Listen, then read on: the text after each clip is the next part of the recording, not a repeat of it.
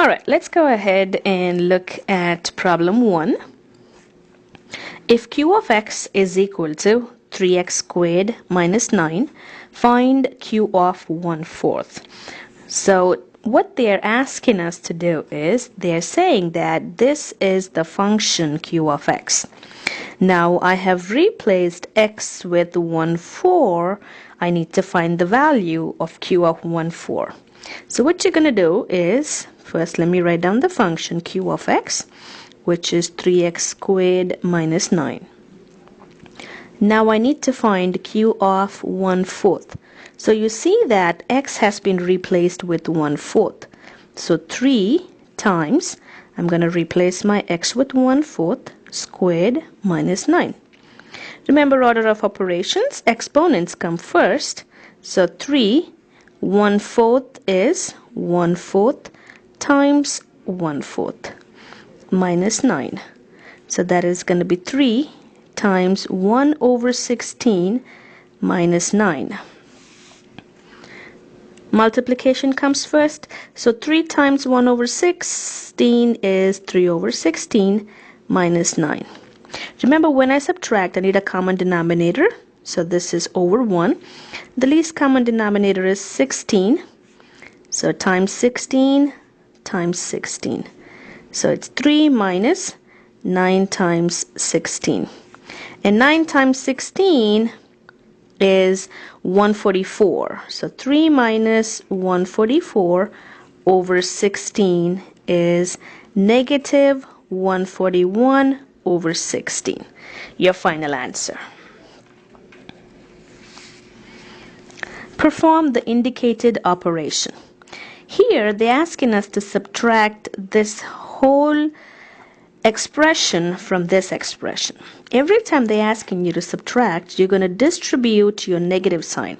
Usually what students do is they distribute the sign to the first term and they think that's enough. But no, the sign has to be distributed to every term inside the parentheses.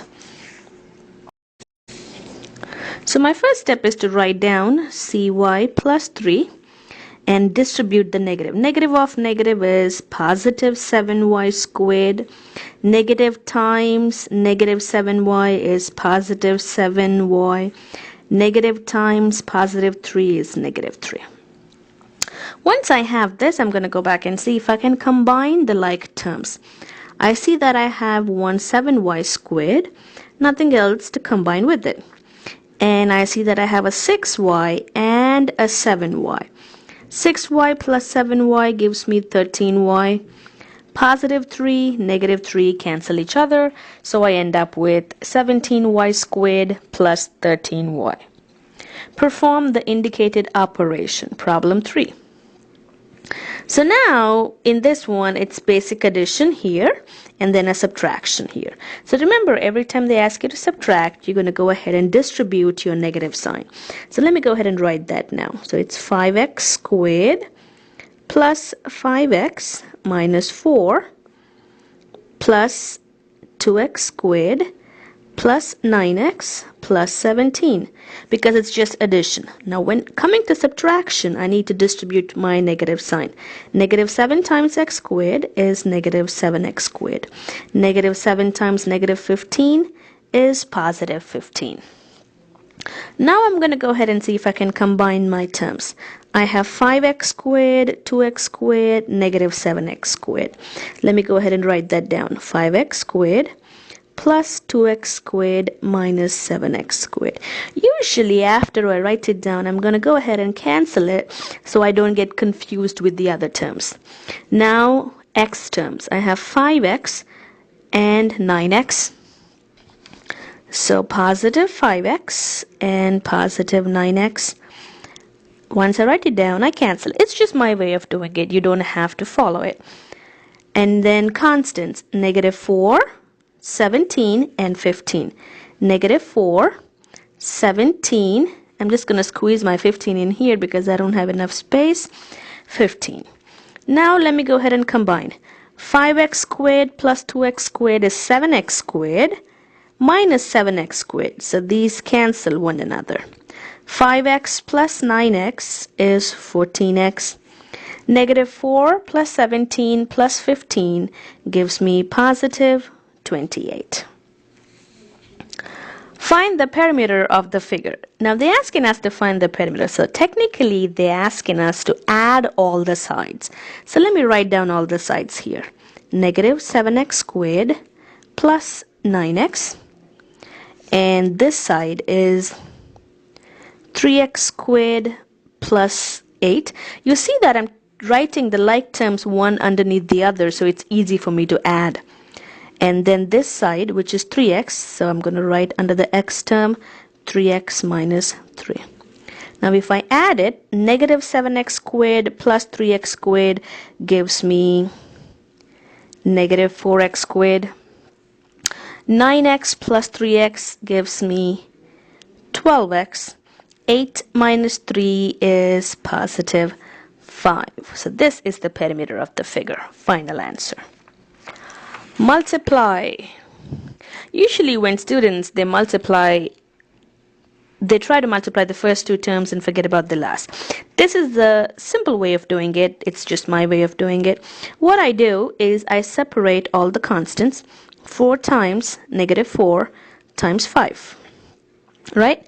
And again, it's x9 times x9 times x5. You see what I did? I took all the constants and then all the exponents. Now 4 times negative 4 times 5 is negative 80. X power 9 plus x power 9 would simply give me x to the power 9 plus 9 plus 5, which is x to the 23rd. So my final answer would be negative 80 x to the 23. Multiply. This is FOIL. Students usually multiply the first two and then the last two and they think they are done. No, you need to multiply every term in the first parentheses with every term in the second parentheses. So 4x times 2x, 4x times 2x, 4x times negative 6, plus 4x times negative 6, negative 6 times 2x, negative 6 times 2x, negative 6 times negative 6, negative 6 times negative 6. Now, 4 times 2, 8, x times x, x squared. So this is 8x squared. 4x times negative 6 is negative 24x. Negative 6 times 2x is negative 12x. Negative 6 times negative 6 is positive 36. Now I can combine these two like terms here and I would end up with 8x squared minus 36x plus 36. Final answer. 4x squared plus 1 whole squared. 4x squared plus 1 whole squared is nothing but 4x squared plus 1 times 4x squared plus 1. Now I need to go ahead and FOIL it. So it's going to be 4x squared times 4x squared, which is 16x power 4. 4x squared times 1, 4x squared. 1 times 4x squared is positive 4x squared, and 1 times 1 is 1. Combine my like terms. 16x power 4, 4x squared plus 4x squared is 8x squared plus 1. And again multiply, so every term has to be multiplied. X times x squared, x cubed, x times negative 3x, negative 3x squared, negative 4 times positive 7, negative 28. And x times 7, 7x, x times, now I finished with x, right? Yeah. Negative 4 times x squared, negative 4x squared, negative 4 times negative 3, positive 12x. So technically you're multiplying every term of one parenthesis with every term of the other parenthesis. Now if I go ahead and combine these, what do I get? I have only 1x cubed, negative 3x squared, and negative 4x squared is negative 7x squared. 7x and 12x is 19x. And then I have only one constant, which is negative 28. The next problem is also multiplication. So 3y times y, 3y squared, 3y times 4, 12y, negative 9 times y, negative 9y, negative 9 times 4, negative 36. I can combine these two terms. 3y squared plus 3y minus 36. When you're doing multiplications, you should not rush. You should be very careful and make sure you multiply every term with every term. For instance, this parenthesis has two terms, this parenthesis has two terms. So you will end up with 4 terms. You combine those 4 terms, you end up with 3 terms. Now going back to problem 8, the first parenthesis had 2 terms, the next parenthesis had 3 terms. So 2 times 3, you should get 6 terms. And that's what I have here, 6 terms. When I combine, it depends. It's not, you can get 2 terms because when things cancel out, you can get 4 terms. In this case, I got 4 terms. Same thing, 3x plus 8 whole squared is 3x plus 8 times 3x plus 8. So 3x times 3x, 9x squared, 3x times 8, 24x, 8 times 3x, 24x, 8 times 8, 64. I'm going to go ahead and check if I missed anything. How many terms the first parenthesis has? 2. How many does the second parenthesis have? 2. 2 times 2, 4. Did I get 4 terms? 1, 2, 3, 4. That means I did not miss anything. Now I'm going to go ahead and combine. I see only one 9x squared. I can combine these two. I get 48x plus 64. Your final answer. Same thing, how many terms? Problem 11, 2 and 2. So I should get 4 terms. That is the way to check if you missed any term. 9x times 9x, 81x squared. 9x times 4, 36x. Negative 4 times 9x, negative 36x. Negative 4 times positive 4, negative 16. Yes, I do have 4 terms. Now can I go ahead and combine them? Yes. Positive 36, negative 36 cancel each other. And I end up with 81x squared minus 16. This is a conjugate. That is, I have 9x and 4. 9x and 4. The only difference is one is negative, one is positive. When you see conjugates like this, you don't have to FOIL. The other way of doing is you simply multiply the first two and the last two. So you get 81x squared minus 16. Either ways, anyways. Now let's go ahead and see 8x minus 4y whole squared. 8x minus 4y whole squared is 8x minus 4y times 8x minus 4y. This is not conjugate, so I have to FOIL it. I have 2 terms and 2 terms, so I should end up with 4 terms. Now let me go ahead and check. 8x times 8x, 64x squared.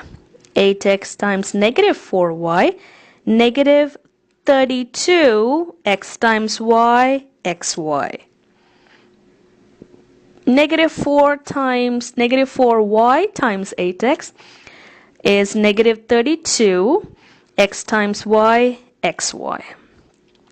Negative 4y times negative 4y is positive 16 y times y, y squared.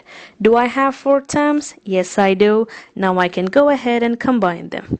So 64x squared minus 32xy. 32xy is 64xy plus 16y squared. Divide. There's so many ways of doing division, but when I do a problem like this, I go ahead and see how many terms do I see in the denominator. Just one, 3p. So what I do is 12p power 5 plus 18p cube. And I divide each term with 3p. Remember, you can do this only if you have a single term. For instance, if I have 3p plus 1, I can use this method only if I have one term. Now, 3 goes into 12 4 times. P power 5 over p. So, what do? I subtract the powers. 5 minus 1 is p4. I bring down the plus sign. 3 goes into 18 6 times. P3 over p. So 3 minus 1 is p squared. Or you can also look at it this way. P cube is p times p times p over a p. So p and p get cancelled. How many p's do I have? 2. P power 5 the same way. I have 5 p's on the top. See if I can squeeze them here. And then a p in the bottom. So when I cancel off, how many p's am I left with? 4. Different ways of looking at a problem. And again, I see only one term, so I'm going to use the method I used before. Minus 6x cubed plus 7 over negative 9x4 over negative 9x4 over negative 9x power 4. Positive 9 over negative 9 gives me negative 1. X power 4 cancel each other. Negative over negative makes it a positive. 6 over 9, I simplify to 2 over 3. x3, x4. Let me show this to you here. So I have 3 x's on the top. 1, 2, 3. And I have 4 x's in the bottom. 1, 2, 3, 4. 1, cancel, cancel. So I am left with 1x where? In the bottom. So you should always be careful when you're doing the exponents. Positive over negative makes it a negative. 7 over 9 I can't simplify, and I don't have anything on the top to simplify with the x's, so simply x power 4. Final answer. Divide. I don't have a single term here. I have x plus 1. It's an expression, so I cannot use the previous method. But when I look at this problem here, I see I can factor this. Usually what students do is they try to cancel this x with this x. That is not possible. You cannot cancel this. You see this plus sign here? So you have to treat this whole thing as one term. This plus sign is holding these two. You can't separate the x and the 1. Alright? So you never cancel the x on the bottom with the x on the top. So let me go ahead and factor this one. When I factor this, I can factor this to factors of 3 that add up to 4 or x plus 1 and x plus 3 over x plus 1. Now I can cancel x plus 1 and x plus 1 as whole. And what am I left with? X plus 3. Alright, that's one way of doing it. Or if you want to do it using long division, it's x squared plus 4x plus 3 divided by x plus 1. So whenever I do long division, I circle the first term here and the first term here. So x goes into x squared how many times? X times. Now I multiply x times x squared, x times 1 is x. What do you do in division? You subtract. So this becomes a minus, this becomes a minus. Cancel. 4x minus x is 3x. What do? You bring down the 3. Remember what I told you, I always circle the first term because the first term is of my term of interest. Now I check how many times the x goes into 3x. How many times? Positive 3 times. So 3 times x is 3x, and the 3 has to be multiplied with 1 as well. When I subtract, I change the sign, 0. So see, either way, anyway, you still get the same answer, which was same as this one from here. Next problem. I'm going to do this using long division because it's kind of hard for me to factor this one. So I'm going to say 6x squared plus 17x plus 7 divided by 3x plus 4. Remember, you circle your first term so you know that is your term of interest. Now the question is, how many times 3x goes into 6x squared? Let's take one at a time. 3 goes into 6, 2 times. X goes into x squared, x times. What do? I multiply 2x with 3x. I get 6x squared. So basically your idea is to cancel the first term. That's why you got to see something that goes into 3x and gives you 6x squared. Now the 2x has to be multiplied with 4. That gives me 8x. Once I do, what do? I subtract. So they change the sign, positive 6x, negative 6x, cancel each other. 17x, so now we have, because we changed the sign, we need to go ahead and subtract. 17x minus 8x gives me 9x. What do? I bring down the 7. And again, this is my first term, so I circle it. 3x goes into 9x how many times? 3 times. So 3 times 3x, 9x. 3 times 4 is 12. What do? Subtract. I end up with negative 5 as a remainder. But how do I write it? I write it this way. 2x plus 3 minus the remainder 5 over 3x plus 4. Final answer. Find the greatest common factor of 9, 18, and 30. So when students usually get confused with factors and multiples, factor is the number that goes into 9, into 18, into 30. If you pick a number, you should make sure you divide the number with 9 and you get a whole number. Divide the number with 18, you get a whole number. In this case, I can write 9 as 3 times 3. I can write 18 as 6 times 3. I can write 30 as 10 times 3.